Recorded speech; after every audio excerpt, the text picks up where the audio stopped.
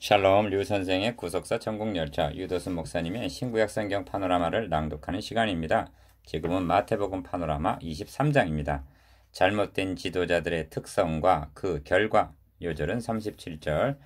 예루살렘아 예루살렘아 선지자들을 죽이고 너에게 파송된 자들을 돌로 치는 자여, 암탉이 그 새끼를 날개 아래 모음같이 내가 너의 자녀를 모려 한 일이 몇 번이냐. 그러나 너희가 원치 아니하였도다. 23장의 중심점은 화 있을진저 외식하는 서기관들과 바리새인들이여 하고 7번이나 저주하신 데 있습니다. 누가 왜 이처럼 주님을 진노하시겠단 말인가? 이는 지도자들의 책임이 얼마나 막중하며 지도자가 잘못되었을 때에 그 해독이 얼마나 가공스러운 결과를 가져오게 되는가를 적나라하게 폭로하시는 내용입니다. 그러므로 이는 서기관과 바리새인들에게만 국한된 것이 아니고 모든 시대에 세움받은 모든 지도자들에게 적실성이 있는 대단히 중요한 경계가 되는 것입니다. 주님은 예루살렘에 입성하셔서 21장 10절 대제사장들과 서기관, 장로, 바리새인들, 사두개인들, 율법사들과 논쟁을 하셨습니다. 저는 이를 예루살렘 전투라 부른 바 있습니다. 그 전투는 그 날부터 감히 그에게 묻는 자도 없더라 하고 끝이 났습니다. 22장 46절. 그러자 23장의 말씀은 무리와 제자들에게 1절 상반절 하신 말씀입니다. 서기관과 바리새인들이 모세의 자리에 앉았으니 하고 1절 하반절 이들의 잘못을 폭로하시는 것입니다. 이 말씀이 무리들에게는 경계가 되고 제자들에게는 경고가 되었을 것입니다. 이를 세 단원으로 나누어 상고하겠습니다. 첫째 단원 1절에서 12절 잘못된 지도자의 5가지 특성. 둘째 단원 13절에서 33절 지도자가 범하기 쉬운 7가지 화. 셋째 단원 34절에서 39절 지도자의 잘못으로 초래될 결과. 첫째 단원 1절에서 12절 잘못된 지도자의 5가지 특성. 이에 예수께서 무리와 제자들에게 말씀하여 가라사대 1절 1. 서기관들과 바리새인들이 모세의 자리에 앉았으니 하십니다. 2절. 이는 본장을 바르게 해석하는 접촉점이 됩니다. 이는 서기관들과 바리새인들이 지도자의 위치에 있다는 뜻입니다만 제사장, 장로, 서기관, 바리새인들이 모세의 자리에 앉은 것이 하나님께로 말미암은 것이겠습니까? 주님은 저들을 뱀들아 독사의 새끼들아 하십니다. 33절.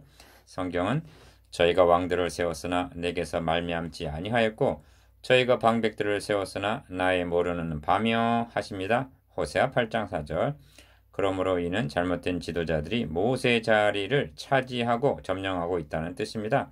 이는 참으로 불행한 일이 아닐 수가 없습니다. 사람들에게서 난 것도 아니요 사람으로 말미암은 것도 아니요 오직 예수 그리스도와 및 죽은 자 가운데서 그리스도를 살리신 하나님 아버지로 말미암아 사도된 바울은 갈라디아서 1장 1절. 이렇게 말할 수 있는 사람은 참으로 복 있는 사람입니다. 그러므로 무엇이든지 저희의 말하는 바는 행하고 지키되 저희의 하는 행위는 본받지 말라 하십니다. 3절 상반절. 왜 그렇습니까? 이 점을 거짓 지도자의 5가지 특성을 들어서 말씀하십니다. 기어 저희는 말만 하고 행치 아니하며 3절 하반절. 니은 또 무거운 짐을 묻고 사람의 어깨에 지우되 자기는 이것을 한 손가락으로도 움직이려 하지 아니하며 4절 디귿 저희 모든 행위를 사람에게 보이고자 하여 하나니 5절 상반절. 리을 잔치의 상석과 회당의 상자와 6절 미음 시장에서 문안 받는 것과 사람에게 랍비라 칭함을 받는 것을 좋아하느니라 하십니다. 7절. 이 특성이 어찌 저들에게만 해당이 되는 것이겠습니까? 이러한 특성은 현대교회에서도 나타나고 있다고 말한다면 저만의 편견일까요? 우리는 겸비한 마음으로 이런 특성이 나 자신에게는 없는지 살펴보아야 할 것입니다. 3. 그러나 너희는 랍비라 칭함을 받지 말라. 8절 상반절. 땅에 있는 자를 아비라 하지 말라. 9절 상반절. 또한 지도자라 칭함을 받지 말라 하십니다. 10절 상반절. 이는 목사님, 장로님, 주교, 교사라는 말을 사용하지 말라는 뜻이 아닙니다. 또한 부모님을 아버지라 부르지 말라 하는 그런 의미가 아닙니다. 교회 안에 특권층이나 계급 의식이 있어서는 아니 된다는 경계인 것입니다. 그러니까 교황, 신부라는 표현은 옳은 호칭이 아닌 것입니다.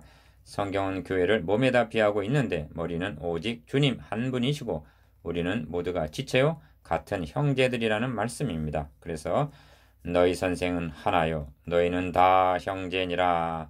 8절 하반절 너희 아버지는 하나이시니 곧 하늘에 계신 자신이라. 9절 하반절 너희 지도자는 하나이니 곧 그리스도시니라 하시는 것입니다. 10절 하반절 4 주님은 너희 중에 큰 자는 너희를 섬기는 자가 되어야 하리라. 11절 이 원리를 말씀하고 싶으신 것입니다.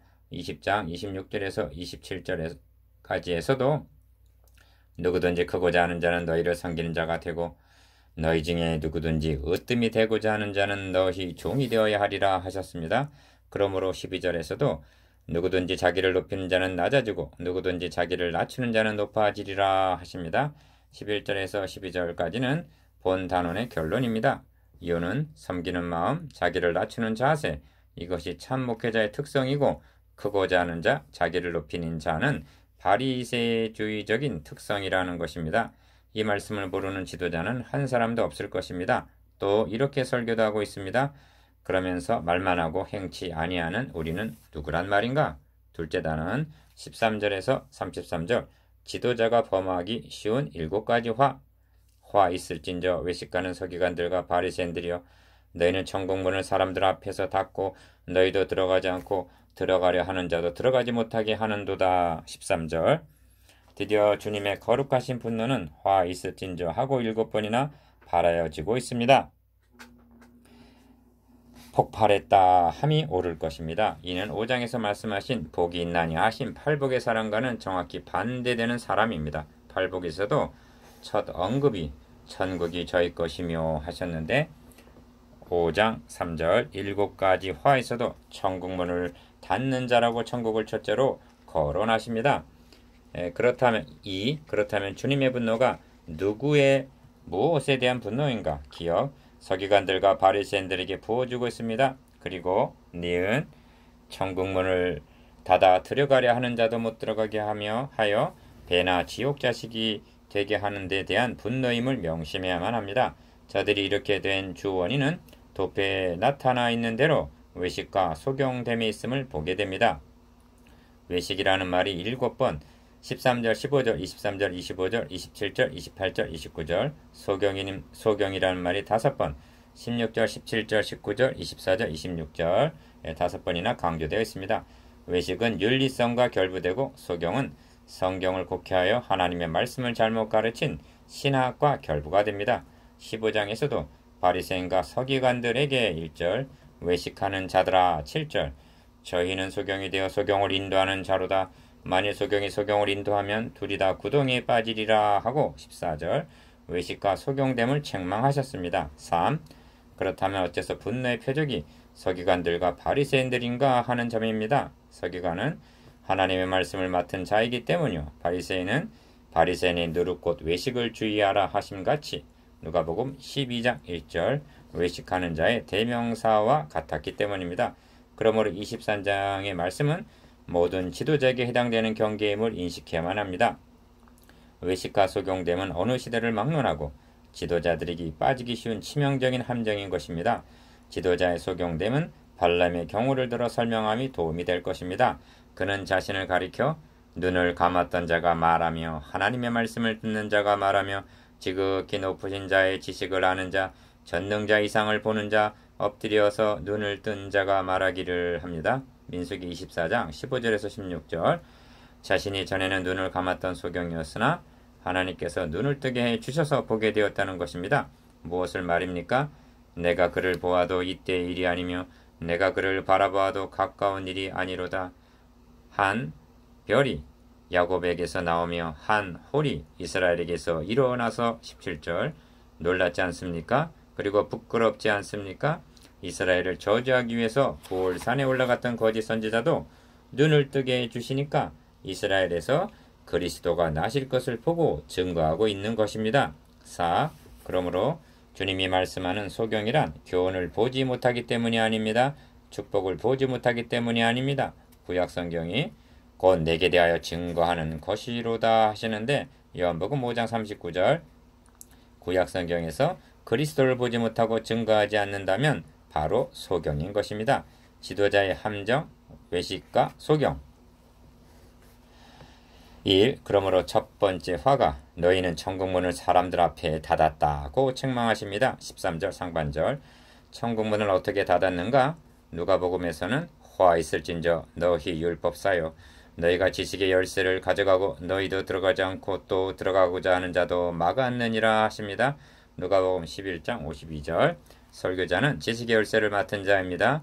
이 열쇠로 성경을 바르게 해석해서 전해주면 천국문을 열어주는 것이요 만일 곡해하면 사람들 앞에 닫는 것이 되는 것입니다. 그리고 천국문을 열어주는 설교란 복음이라는 점입니다. 이는 설교의 중심을 어디에 두어야 하는가를 깨우쳐주고 있습니다. 왜냐하면 누구도 의도적으로 천국문을 닫으려는 설교자는 한 사람도 없을 것이기 때문입니다. 그런데 설교의 중심을 복음에 두지 않는다면 자신도 모르는 사이 성도들 앞에서 천국문을 닫는 결과가 된다는 점을 명심해야만 합니다. 생각해 보십시오. 막혔던 휘장은 오병이어의 광야나 나사로의 무덤에서 찢어진 것이 아닙니다. 오직 갈보리 십자가를 통해서 열려졌습니다. 주님은 이렇게 하셔서 천국문을 열어주셨던 것입니다. 이 두 번째로 화 있을진저 외식하는 서기관들과 바리새인들이여 너희는 교인 하나를 얻기 위하여 바다와 육지를 두루 다니다가 생기면 너희보다 배나 더 지옥 자식이 되게 하는도다 하고 책망하십니다. 15절. 혼동하지 마십시다. 저들에게는 교인 하나를 얻기 위하여 바다와 육지를 두루 다니는 열심이 있었다는 것입니다. 그런데 결과는 배나 더 지옥 자식이 되게 한다는 것입니다. 얼마나 비극적인 일인가. 이렇게 하고 있음을 모세의 자리에 앉은 자들이 자각하고 있었단 말인가. 천국문을 사람들 앞에서 닫고 배나 더 지옥 자식이 되게 한다는 말씀은 오늘의 설교와 목회를 점검하게 하는 시금석이 되는 말씀입니다. 3. 세 번째로 화 있을진저 소경된 인도자여 하십니다. 16절 상반절. 24절에서도 소경된 인도자여 하십니다. 23장 말씀은 인도자에게 주어진 경고임을 유념해야만 합니다. 16절에서 22절까지는 종교 지도자들이 만든 맹세에 대한 규칙인데 성전이나 제단으로 맹세하면 지키지 않아도 되고 성전의 금이나 16절, 예물로 18절 맹세하면 지켜야 된다고 규정하고 있다는 것입니다. 이처럼 같이 판단이 전도하게 된 것은 저들이 우맹이요 소경들이 되었기 때문입니다. 17절. 그들은 금으로 맹세, 예물로 맹세라는 표현이 말해주듯이 황금과